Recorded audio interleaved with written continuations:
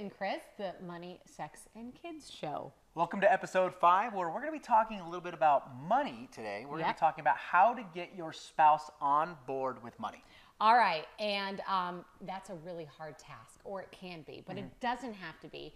And earlier on, in one of the earlier episodes, of course, we shared our debt-free story and how we were able to pay off $52,000 in debt.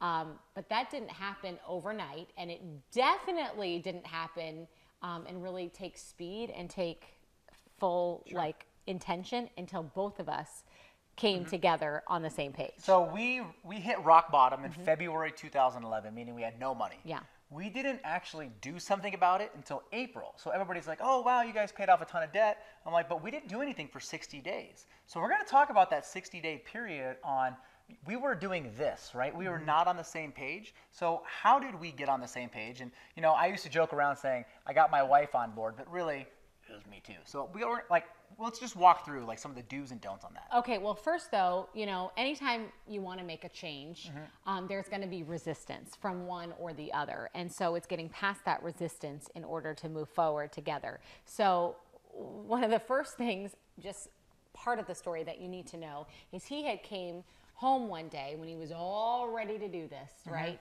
And once again, my book nerd, I so lovingly call you that. I hope so, because this nerd comment a lot. Really? No, because it's helped us out a lot. I remember hearing a long time ago that nerds make a lot of money and eventually get the hot girls. It's true. So it's true. I got a hottie. It's true. Yeah. Oh, thanks. That's sweet of you to say that. But anyway, okay, you came and were like, okay, this is what we have to do. This is how we have to get out of debt. You need to stop spending money at Target. You need to stop doing this, this, and this. Now, I will give him some credit. Did he actually say those words? Maybe not to that degree, but that's all that I heard. I wasn't really listening, because all I heard was, we need to do this, and in order to get there, you have to stop doing this, and you have to stop doing this, and you're not allowed to do that. When in reality, it wasn't necessarily the case. So I'm a problem solver by nature, and what I mean by problem solver is this, is I'm a full-time firefighter. So one of the things is when someone calls 911, they're having a problem that they cannot solve on their own, whatever it could be, right? They've exhausted all of the resources, and we're it. So when we get there, there's no time to mess around. It's find a solution, implement it, and fix it, right? And that's my mindset on everything. Whenever I see a problem, it's, okay, there's a solution. We just need to find the solution, implement it, fix the problem. So for me, when I found out we were completely broke, we were overdrafted, maxed out credit cards, paycheck to paycheck, all that yucky stuff, I'm like, oh, this is simple. We need to identify the problem, find a solution, and implement it. And so I'm like, let's do this right now. And she's like, huh? Like, no, you're not telling me to stop shopping at Target. I make money. Like, you can't tell me to do that, right? And so that's what I heard. Once I processed it a little bit, and then once we sat down and looked at everything, it was then when I looked and said, well, there clearly is a big problem. It's not just me. It's both of us. And so we moved forward on the same page. And I had to realize right then and there, it didn't matter if I at one time was bringing in more money or he was bringing in more money. It did not matter, because we were married and we were a team. So it was us versus the debt. And so we had to team up together in order to conquer the debt. And one of the big do's, we'll start with positives, because we're doers. We're all doers, right? You too. Is we had to, of course, do a budget, which we fondly call the cash flow formula now, because the budget just sounds so blah. She was not doing a budget. Don't let her fool you. When I said, we're living on a budget tomorrow, she was like, I don't do budgets. Yeah, so we came up with a little clever. As we've evolved, we have a little sexier name. Yeah. But we had to do that together. And I tell you this because I'm not a numbers person. I just don't like spreadsheets, graphs, charts. I hate it all. He loves that stuff. So naturally you would think, well, then just let him do it. Like, he loves it. He likes it. It's not my thing. I'm not going to do it. But then you get back to the point of, it's going to look like he's telling me what to do. And I didn't want that either. and it's Yes. our money and it's our responsibility to do it together. And naturally, as someone who likes doing the numbers, I felt like, don't get involved here. You're going to mess up my mojo, right? Yeah. Like, Yeah, I throw do a it. number I off. like these numbers. But here's what we figured out is 60 days of us doing this, right? Here's what I figured out. As soon as I got some advice from somebody where they said, instead of telling her what to do, have her make the decision on her own. I'm like, well, how do you do that? And he's like, take her and sit her down in the chair that does the budget. She's actually going to be in charge of it. And what happened was pretty remarkable. So she's sitting there and she's looking, and it's 5th grade math, so really you don't have to be good at numbers. Anybody can do it. And she's looking and she's like, okay, we have that much money coming in, and oh yeah, there's not enough here. We have to cut back. And she's coming up with these ideas. We're going to have to turn this off, turn that off. And I'm sitting there going, oh my goodness, 60 days of us fighting. I've been telling you this. Sure. But now it's her idea, and it's amazing. Yeah. So if you want to avoid those headaches, whoever is not the one saying it's not in the budget, put them in front and have them do it. And people like me who are the budget people that want to do the numbers, we're sitting there and we're like, let it go for a little she's bit. not doing it right. Oh my gosh. You know what I mean? Yeah. You freak out a little bit, but I promise you it solves a lot of fights. And one thing I will say, guys, is when you're not fighting about money, naturally, and this is just the way God did this, is sex just starts, it's like linear. So as the money gets better, so does the... Kind of like if you empty the dishwasher, what happens? I think it's 10x the dishwasher. Okay, well, Yeah, there you go. absolutely, There's something yeah. to shoot for. So, yeah. Okay, so you have to do that together. And with the budget, we always, and we started doing it when we were, obviously the big goal when we were getting out of debt was to get out of debt. So that was the big goal then. And the little goals to get us there helped give us momentum to conquer the big goal. But we had to set those goals together. It couldn't be you saying, well, I have this goal of this that I want to do, or I want this paid off first. We had to sit down and say, what was first? What was most important? And don't you think that reassessing those goals every month when we sat down to do the budget was so helpful? Because we kept our eye on the prize. Well, one of the things is when we actually sat, I mean, we'd never done any of this, right? We were never taught how. So when we sat down and we just started asking each other, like, where do we want to be in 25 years? That's kind of weird, but we started talking about it. And we had these amazing ideas of doing stuff together, and a lot of it involved money.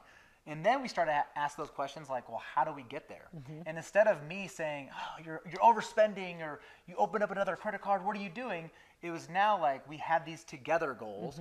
And, you know, the nerdy numbers person in the relationship can kind of assist that. But I was like, well, let's work backwards. So, like, I mean, just to give you an example, one of the goals we had, we said we wanted to have $1,200 to start Christmas with. Okay, so that's pretty simple. It's $100 a month. And so once we were on the same page, then for us to put $100 in this account together, it wasn't a big argument anymore because it was a shared goal. A shared goal. And we like to do kind of a smaller set of goals, and then we still have bigger goals. So obviously we paid off the debt, but so that big goal goes away, and then we shoot for a higher goal and a higher goal. But every month there's smaller goals in between, and we talk about them together. And there's just something more fun, and it really keeps the connection when we can dream, especially the big ones, when we dream together and we visualize it, and then it gets us kind of amped up for why we're doing what we're doing every month, why we're living on less still to this day, and why sometimes it's painful when so-and-so next door has this and sees that. It reaffirms and it reignites that fire that got us to this point in the first place. Yeah, so you want to have small wins. Yeah. So set small goals, but there's still got to be big goals. Yeah. But set goals that, you know, every month, not small goals, but goals that are like monthly. Yeah. So at the end of the month, you hit that goal and you celebrate a little bit. And then when you're working your way to that mega goal, like to pay off the mortgage or take that 10-day trip to Europe or do something that's big, then it doesn't seem overwhelming because you have so many wins along the way. Yeah. Okay, and lastly on the do list would be to just accept the fact. We did like a little marriage counseling before we ever got married, and I remember being told, you know, who you're marrying today is who you're gonna marry, you know, 60 years down the road. Like, I'm sorry. They're gonna grow and they're going to I'm evolve. so sorry. But there are things about people that sometimes will not change, and you have to love everything about them. So I will always be a little bit more on the side of, I love creativity and I love thinking big and dreaming big. And I love, those kind of things, numbers and math and that kind of nerdy side of budgeting, I don't like at all. And he still, to this day, has not changed me. In that regard. Nope. But don't you think you just have to accept that? And I think to go along with that, we have implemented a rule we call the $100 rule. We touched on it in one of the last episodes, but it doesn't have to be a $100 rule. It could be a 20, whatever number. But that way we stay on the same page always, but we don't try to change one another. So just in case you miss it, the $100 rule is this: if we set our cash flow formula for the month, right? So I know she's going to go to the grocery store and she's going to spend, $150. She doesn't need to call me. But let's just say, this has actually happened last week. So I'm not a runner. I don't like running. She does. I want to do things that she likes doing. It's kind of, I want to try new things. So she's ran half marathons. I'm like, I'm not doing that, but I will run a 15K. 9 miles. 9 miles, 9-ish. okay, which just sounds crazy to me, but I'm going to do it. So she calls me up and she says, hey, before I purchase the race tickets, they're $150-ish, I think. It was total about $150, $160. Okay, so $150, and so that's over a $100 limit, which means that requires either a phone call or a text message. Not because it's a rule, really. It's just mutual respect in a marriage. We've committed to that. We've committed to that. Now, like I said, if she has to go to the grocery store and it's $100, or she got to take the kids to the doctor, that's different. It's more of like, is there something, because we budget a certain amount for entertainment or department stores or something like that. So, this $150 is going to take from that. It's a big chunk of that. So did you have anything planned? And, maybe I did, maybe I didn't, but it's just that mutual respect for each other. And that connection When we first started it, I remember it sounded kind of like a rule. Oh, like there's rules everywhere in life. Do we need to implement another one? Yeah. But I will say this has been really beneficial. It sure has.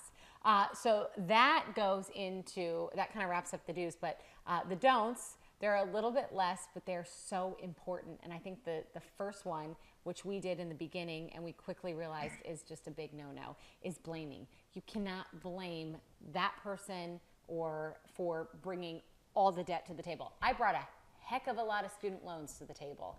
And I will say you never did blame me.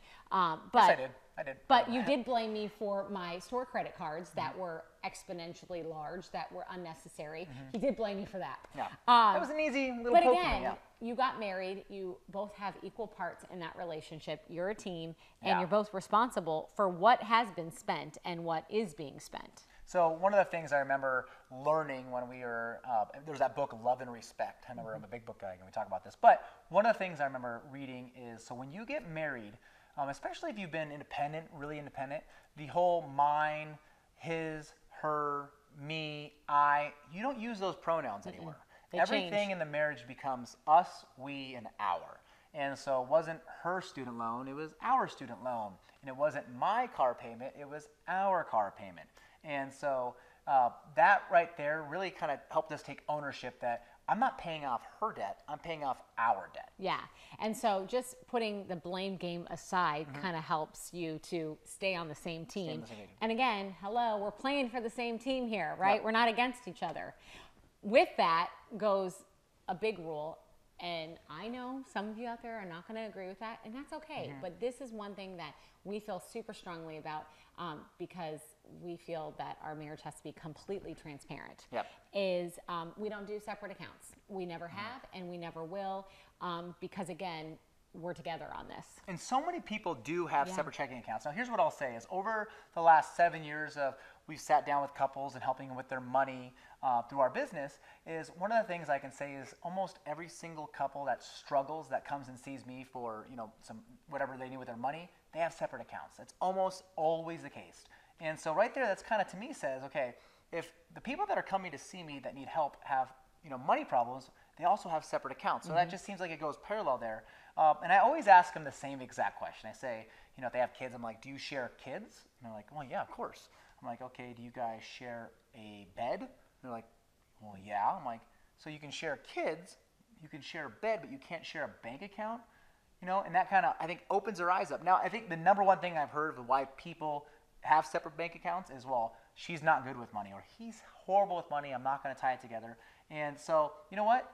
We're all not going to be good at everything, right? So, but when you join things together, that's going to help them, because when you're telling them, like, you keep your money over there because you're terrible with money, then basically you're telling them that you don't ever trust they're going to get better. And then they say, I've heard this too, well, when she gets better, what does that look like? When she gets better, how do you measure that, right? Yeah. So join those bank accounts. I'm a huge believer in that. And here's one more reason, is you and I both know someone who passed away.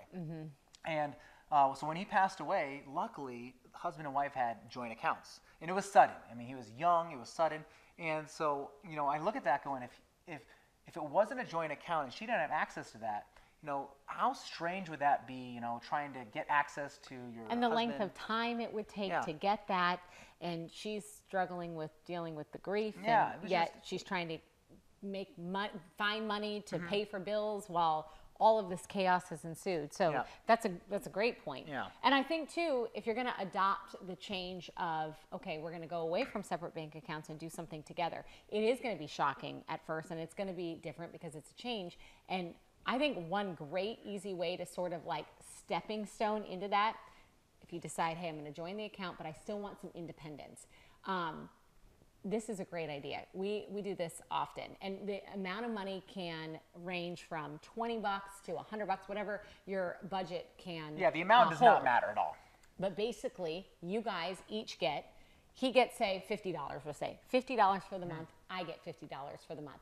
No questions asked what you use that money for. It is Chris's money, it's Andrea's money. If I want to save my money till next week or till the next month, and now I'll have $100 because I want to buy a dress, or I want to go and spend it on a night with my girlfriends, he can't have anything to say about it because it's just our own special money. Yep, we call it the blow money. Right? The blow money, yep, yeah. We just blow it on whatever we want. Yep, right? Yeah, exactly. So. And it's enough to where it doesn't, mess up anything. You've allocated the money, and it just keeps you from having to talk about spending money, and you keep that independence that you maybe still wish for. Yeah, it's a great thing that we've used, and I'm a huge fan of it. Works, yeah. And lastly, this one, you can't quit. There is no quitting, at least for 3 months, because it's going to be hard in the beginning. Yep, absolutely. So I'm always looking at new podcasts, and I'm reading new books, and I have a mentor I meet with, and so I have all these, these people in my life or these voices in my head, and there's a common theme to success. So all those people out there who are very, very successful, they have one thing in common, is they never gave up. There's that old saying, do you remember the guy that gave up? Neither do I, right? Because we don't remember those people. So if you find yourself getting to that point where it's tough, it doesn't seem like it's ever going to work. People are making fun of you because you've changed your lifestyle. You're saying no to things. This is all good because you're making a positive change. Yeah, then it's working. So if any of those things are happening, you're on the right track to success. Success isn't easy, right? And success with your money is hard, and it's going to take intention, and it's going to take work. And you're basically changing an old habit. You had this old habit we did of just swiping credit cards, like which one, credit card of the day, we'd pull out of the wallet. And if you have read anything about habits and changing habits, the common number they usually say is about 21 days to actually change an old habit and make something new. And that's why there's all these diets that, Whole30 and Sugar Day, 21 fixed sugar, rid your diet of sugar in that many days. It's because it takes a while, and that's usually the average. But interestingly enough, it takes even longer if you really want change to happen for good. And when I was doing a little bit of research just on habits and why some people are longer than others, the research that I found was a really interesting study, and it came from a psychology researcher at the University of College in London. And it was a study published in the Journal of Social Psychology, the European journal, that is. Anyways, they took 96 people, and they looked at them for 12 weeks, and they said, hey, you pick a new habit to break or change, and you pick one. And some was like drinking a glass of water before lunch every day. Sure. Some was, I'm going to run 15 minutes before dinner.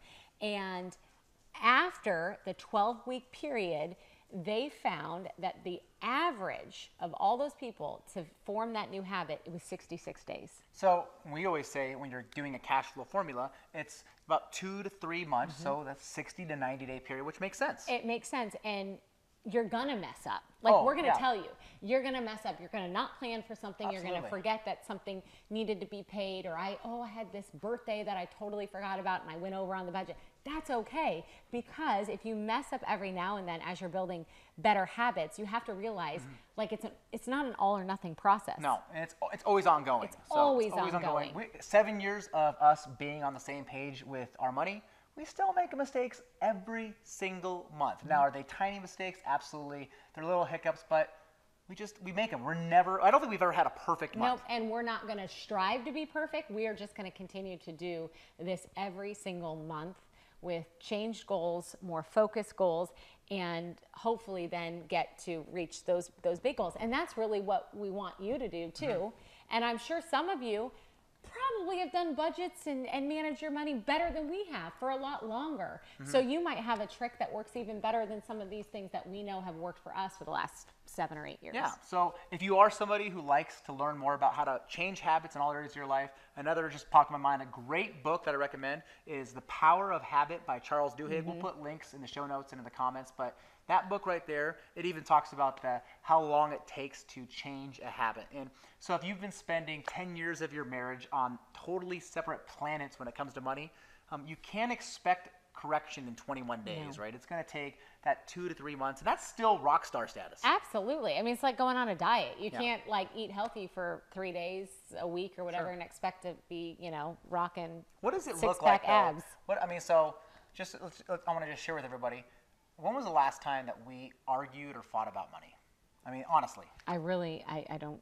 Yeah, I can't even we remember. get in arguments all the time. Oh yeah, I'm not saying Yeah. but money is Money is not not the it. source of fights any longer, and I truly believe it's because of that time that we decided to make a big change, and it was so hard. It was so hard, but it was so worth it, and that's what we want for you. That's what. All right, guys, it's time to take action. So we'll put the cash flow formula in the notes. Sit down with your spouse and do it together. Just have that money talk. You don't have to be perfect at it. Just have that money talk. Or maybe implement the $100 rule. Or maybe if you don't have joint accounts, maybe you sit down with your spouse and just throw it out there. What would it look like? Am I the problem? How do I correct that problem? But, don't just watch this episode. We want you to watch it. We want you to discuss it. We want you to take action. We want you to have a better marriage. Yep, we challenge you to be better in all those areas, and we're going to keep trying to be better too. Because we are not perfect. No.